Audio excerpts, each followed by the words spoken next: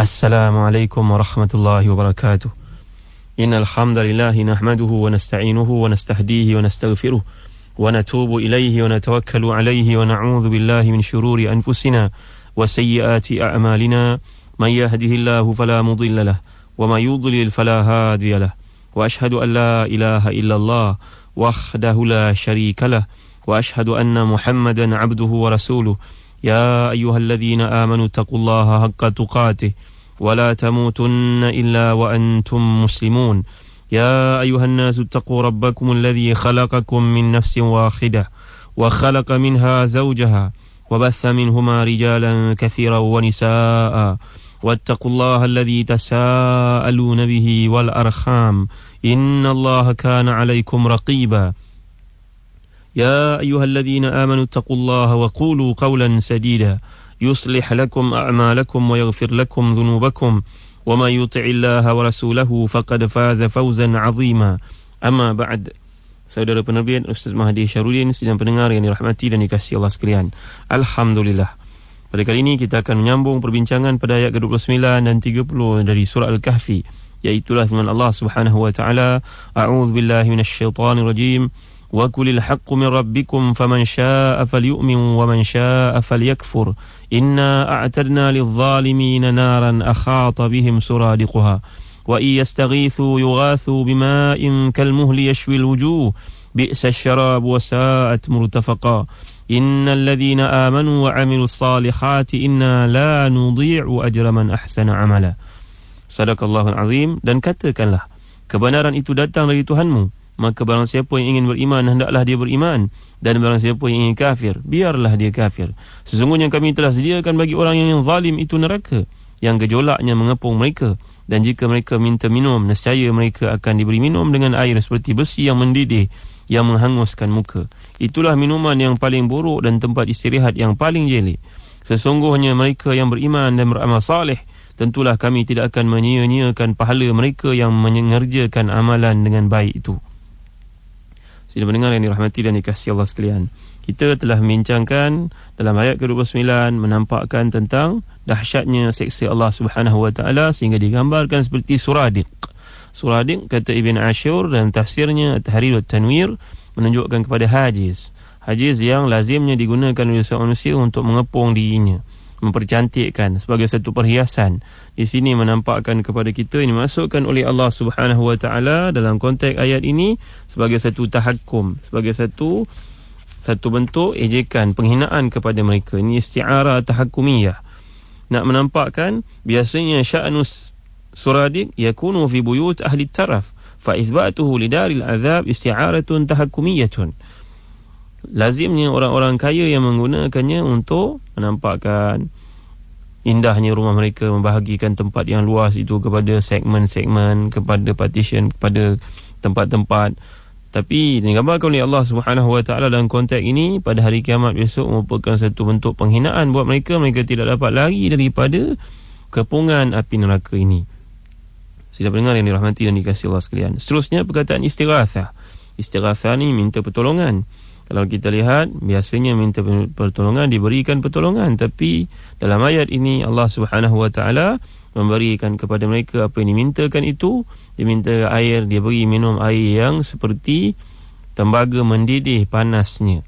Bila kelaparan, dia beri makan daripada buah zakum, buah yang paling dahsyat sekali keadaannya, menyebabkan seseorang ini pecah tekaknya, hancur mukanya, terbelah mulutnya, seperti yang digambarkan dalam hadis-hadis sahih.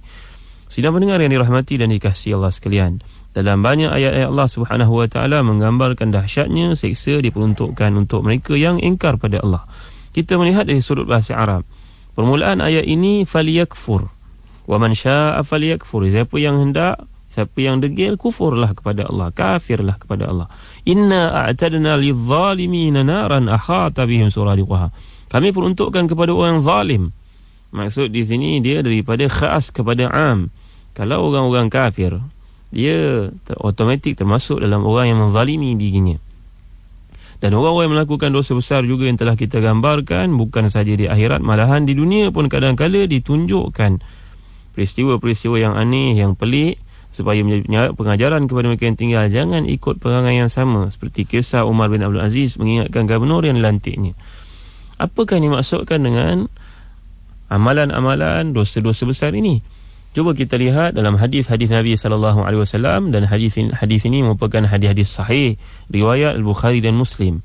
Contohnya, ijtanibu as-sab'al mubiqat. Qalu ya Rasulullah wa ma hunna? Qala syirku billah was-sihr wa qatlu an-nafsi allati harrama Allah illa bil haqq wa aklu riba wa aklu mali al-yatim wa tawalli yawm az-zahfi wa qazfu al-muhsanati al-mu'minati al-ghafilat. Dalam hadis yang sahih ini, Nabi telah menjelaskan dosa-dosa besar yang termasuk dalam perbuatan menzalimi diri ada 7. Nabi telah bersabda, jauhilah kamu 7 dosa besar yang merosakkan, yang menjerumuskan kamu ke neraka Allah. Apakah maksud dosa-dosa itu, wahai Nabi? Nabi telah menyenaraikan. Yang pertama, syirik kepada Allah Subhanahu Wa Taala. Yang kedua, terlibat dalam sihir. Yang ketiga, membunuh seseorang tanpa cara yang dibenarkan dengan sebenarnya. Membunuh seseorang mengikut cara yang tidak dibenarkan oleh syarak. Yang keempat, makan riba. Yang kelima, makan harta anak-anak yatim. Yang keenam, melarikan diri dari medan pertempuran, melarikan diri untuk menyusun kembali pertempuran bila keadaan menjadi gamat. Dan yang ketujuh, melontarkan fitnah kepada seseorang perempuan yang beriman dalam keadaan perempuan ini tak mampu mempertahankan diri. Disebut oleh Al-Imam Ibn Hajar dalam syarahnya kepada hadis ini, dimasukkan dengan perempuan, difokuskan kepada perempuan kerana biasanya orang perempuan tidak mampu mempertahankan diri bila difitnah, bila dituduh melakukan satu perbuatan yang keji yang menyebabkan ada implikasi hukum-hukum syarak ke atasnya. Sila pendengar yang dirahmati dan dikasihi Allah sekalian, ini penyenaraian oleh Nabi SAW dalam satu hadis. Dalam hadis yang lain, Nabi telah pun bersabda, Inna Rasulullah sallallahu alaihi wasallam qal. Hadis ini juga merupakan hadis sahih riwayat Bukhari dan Muslim. La yazni az-zani hina yazni wa huwa mu'min. Wa la yasriqu as-sariqu hina yasriq wa huwa mu'min. Wa la yashrabu al-khamra hina yashrabuha wa huwa mu'min. Dalam satu peringatan Nabi sallallahu alaihi wasallam bahawa perbuatan yang dipanggil sebagai dosa besar ini juga berlaku bila seseorang melakukan zina. Zina, bila seseorang berzina, maka iman akan keluar daripada dirinya, membentuk kepulan-kepulan awan di atasnya, dan iman tidak berada dalam dirinya. Kemudian yang kedua, seorang yang mencuri dosa besar. Waktu mencuri, iman akan keluar daripada dirinya. Dan yang ketiga, seorang yang minum arak. Dalam keadaan minum arak ini, iman akan keluar daripada dirinya. Dan lanjutan daripada hadis ini, dalam versi yang lain, Nabi SAW turut mengingatkan para sahabat, wala yantahib nuhbatan dhata syarafin yarfa'un nasu ilaihi fiha absarahum hina yantahibuha wa huwa mu'min. Seorang yang mengebas, apa mengebas kita nak sebut? Orang yang mengambil kesempatan atas kedudukannya di sesuatu tempat. Ini satu wasiat buat semua orang-orang yang beriman. Jangan ambil harta pejabat bawa balik pulang ke rumah, kerana harta pejabat itu milik kerajaan. Banyak kerugian tanggung oleh kerajaan bila seorang membawa pulang pen-pen daripada ofis, contohnya mencuri kertas-kertas dari ofis. Kadang-kadang pesan pada anak-anak, jangan ambil pen kawan-kawan, pensel kawan-kawan. Kalau kamu perlukan, nanti ayah ambil daripada pejabat. Kalau pejabat tu saudara yang punya, atau isteri ataupun saudari yang punya, yang kita sendiri bina, tak mengapa. Tapi kalau syarikat itu milik kerajaan, milik orang lain, kita mencuri harta orang lain, hukumnya haram. Ini yang dipanggil sebagai yantahibu nuhbatan dhata syarafin. Mencuri dalam keadaan kita merasakan orang melihat kita seorang yang amanah. Kita duduk di situ, kita mengambil kesempatan di atas kedudukan kita. Sidang mendengar yang dirahmati dan dikasihi Allah sekalian, ini penjelasan Nabi SAW. Demikian juga dalam hadis yang lain, iyyakum wal hasad, fa innal hasada la ya'kulul hasanat kama ta'kulun narul hatab. Hendaklah kamu menjauhi diri kamu daripada sifat hasad, kerana hasad ini yang Melayu panggil dengki, akan mengakibatkan dia memakan semua kebaikan yang kamu lakukan, macamlah api yang memakan kayu-kayu yang kering. Menerima satu email dan respon yang hendak diberikan kepada yang bertanya, sebenarnya sidang pendengar yang dirahmati dan dikasihi Allah sekalian, bagaimana cara kita nak protect diri kita daripada kedengkian orang? Bagaimana cara kita nak mengelakkan diri kita daripada menjadi mangsa dengki orang lain? Ada satu hadis yang Nabi SAW ajar kita untuk amalkan, bahawa Nabi mengingatkan kita supaya kita sentiasa membaca satu doa, Allahumma hafadhni bil islami qa'iman واحفظني بالإسلام قاعدا واحفظني بالإسلام راقدا ولا تشمت بي عدوا ولا حاسدا اللهم إني أسألك من كل خير خزائنه بيدك وأعوذ بك من كل شر خزائنه بيدك. Dalam hadis sahih riwayat Ibn Hibban dalam sahihnya ini, Nabi mengingatkan kita supaya mengamalkan, memunajat kepada Allah Subhanahu wa taala. Ya Allah, peliharalah aku dalam keadaan Islam waktu aku berdiri, peliharalah aku sebagai seorang Islam tatkala aku duduk, jagalah aku sebagai seorang Islam waktu aku tidur. Ya Allah, aku meminta kepada Engkau perlindungan daripada orang-orang yang dengki kepadaku dan juga musuh kepadaku. Aku mohon kepada Engkau, ya Allah, segala kebaikan yang ada di tangan-Mu, dan aku mohon kepada Engkau, ya Allah, perlindungan daripada segala kejahatan yang telah Engkau tetapkan. Ini satu perkara yang mujarab, kata Ibn Qayyim dalam kitabnya Bada'iul Fawaid. Dan sebenarnya saudaraku, saudari yang dirahmati dan dikasihi Allah sekalian, sebenarnya orang merasa dengki pada kita ni menyebabkan rahmat Allah turun pada kita. Mengapa? Satu, peringatan oleh beliau cara kita nak menjaga diri kita daripada kedengkian orang. Ni cerita bab dengki. Dengki ni dosa besar sebenarnya, seperti yang dijelaskan dalam hadis sahih tadi. Tapi kalaulah kita ini dilihat oleh orang lain dengan perasaan hasad, bagaimana cara kita mohon kepada Allah Subhanahu wa taala di samping doa, dan bagaimanakah langkah-langkah betul-betul yang dapat kita lakukan untuk memelihara diri kita daripada kedengkian orang. Yang pertama, mohonlah perlindungan kepada Allah Subhanahu wa taala, kata Ibn Qayyim. Contohnya hadis yang telah dibacakan tadi. Sila pendengar sekalian boleh memperolehinya daripada kitab 101 doa dari hadis-hadis sahih. Mudah-mudahan dapat memanfaatkan diri kita dan orang-orang yang bacanya. Yang kedua, bertakwalah kepada Allah Subhanahu wa taala. Jaga hubungan kita dengan Allah Subhanahu wa taala, pesan Ibn Qayyim. Kerana Allah Subhanahu wa taala telah pun menjelaskan melalui lidah Nabi sallallahu alaihi wasallam, dan hadis ini merupakan hadis sahih. Nabi telah mengingatkan kita, ihfazillaha yahfazk. Maksudnya, jagalah Allah, nescaya Dia akan menjaga kamu. Itu yang kedua.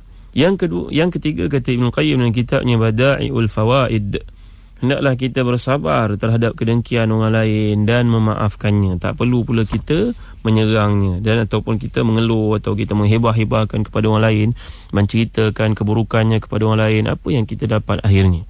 Yang keempat, bertawakallah kepada Allah Subhanahu wa taala, kerana Allah menjanjikan pada awal surah Talaq, wa man yatawakkal 'ala Allahi fahuwa hasbuh. Allah Subhanahu wa taala akan mencukupkan keperluannya. Itu yang keempat. Yang kelima, kata Ibn Qayyim, tidak perlu takut kepada orang yang dengki. Yang dengki pada kita tu jangan kita takut. Kedengkiannya tidak akan memudaratkan kita. Kerana dalam hadis sahih Nabi mengingatkan kita, wa'lam anal ummata law ijtama'at ala ayadhuruka bi syai'in lan yadhuruka illa bi syai'in kad katabahu Allahu lak. Kad katabahu Allahu alaika. Kamu jangan bimbang, orang-orang yang dengki pada kamu tak akan dapat bagi apa-apa mudarat melainkan dengan izin Allah Subhanahu wa taala. Yang keenam, menghadap kepada Allah Subhanahu wa taala dalam menghadapi orang-orang yang dengki, yang hasad ini. Mohonlah kepada Allah dan juga ikhlas dalam segala yang kita lakukan, perbaiki diri kita. Yang ketujuh, kata Ibn Qayyim dalam kitabnya, banyakkanlah bertaubat kepada Allah Subhanahu wa taala. Mungkin kedengkian orang ni kepada kita kerana dosa-dosa yang kita lakukan. Justru dapat kita memohon kepada Allah Subhanahu wa taala keampunan. Mudah-mudahan dengan keampunan Allah itu menyelamatkan kita dari kedengkian orang lain. Seterusnya, yang ke-8, banyakkanlah bersedekah dan buatlah baik dengan kemampuan yang ada. Sebab dengan kita melakukan ketaatan ini mempunyai pengaruh yang cukup menakjubkan dalam menolak kejahatan orang, menolak pengaruh kedengkian orang dan sebagainya.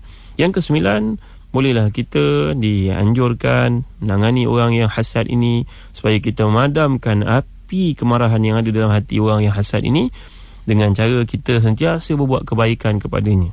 Bila dia buat kejahatan kita, kita buat kebaikan padanya. Dia merasa hasad pada kita, kita lebih banyak menghadiahkannya. Kita tahu perasaan hati kita cukup marah padanya, tapi bila kita marah, kita lawan perasaan itu. Kita beli rambutan, beli buah laici 2 kilo, pergi hantar dekat dia. Kita lawan perasaan hasad itu, kata Ibn Qayyim. Kemudian yang ke-10, ingatan beliau sebagai satu wasiat kepada semua orang-orang beriman terhadap orang yang dengki pada kita. Kita hendaklah memperelokkan, mempertingkatkan akidah kita kepada Allah Subhanahu wa taala dan mengikhlaskan diri kita dalam perkara-perkara ketaatan yang kita lakukan. Sabarlah. Kerana dengan kita melakukan demikian, Allah Subhanahu Wa Taala dengan kuasanya akan dapat membuka pintu hati orang-orang yang hasad ini, supaya tidak lagi hasad kepada kita. Mudah-mudahan bila kita mengamalkan perkara ini, kata Ibn Qayyim, dapat menyelamatkan diri kita daripada hasad dengki orang-orang lain. Sidang pendengar yang dirahmati dan dikasihi Allah sekalian, walau pembincangan kita fokuskan kepada ayat Allah Subhanahu Wa Taala yang ke-29, namun kita perlu juga memahami keadaan semasa yang berlaku, dosa-dosa yang sengaja ataupun tidak sengaja kita lakukan. Jika dia merupakan dosa-dosa yang disenaraikan Nabi SAW sebagai dosa besar, kita bimbang ayat yang ke-29 ini menjadi amaran bukan sahaja kepada mereka yang akan memasuki neraka Allah Subhanahu Wa Taala di akhirat, malahan bimbang kalau dosa besar ini memberi kesan kepada kita waktu dibaringkan dalam yang lahat nanti. Ia merupakan satu peristiwa yang pasti. Wallahu a'lam. Wa sallallahu ala sayyidina Muhammad wa ala alihi wa sahbihi wa baraka wa sallam. Wassalamu alaikum warahmatullahi wabarakatuh.